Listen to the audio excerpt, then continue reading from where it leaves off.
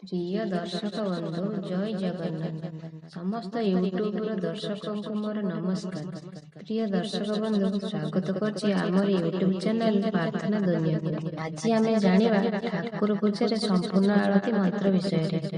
ଆମେ ସମସ୍ତେ ଘରେ ଠାକୁର ପୂଜା କରିଥାଏ। ପ୍ରିୟ ଦର୍ଶକ ବନ୍ଧୁ, ଯେତେବେଳେ ପ୍ରତ୍ୟେକ ଦିନ ଆପଣ ଘରେ ଠାକୁର ପୂଜା କରନ୍ତି ତ ଏହି ମନ୍ତ୍ରକୁ ପାଠ କରନ୍ତୁ।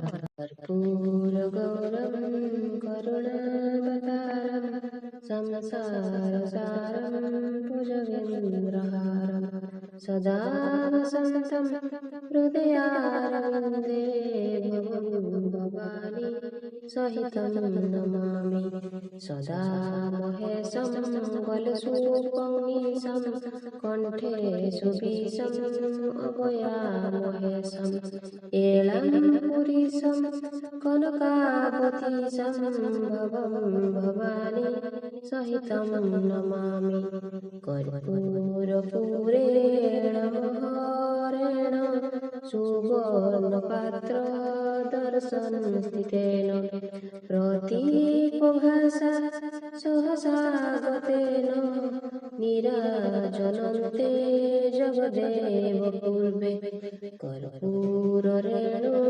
पतितेन वेणु विपितेन दिव्यं तदनुदेन्दु नीराजभूय पुरितोष्यामि प्रभुदृशा श्रीपुरुषासनदे कर्पूरवास जलनेन युक्त विभात सर्वत्र महापवित्र संस्थाप्य पात्रे परिपूर्णयामि नीराजन श्री गुरुदेव नौमि।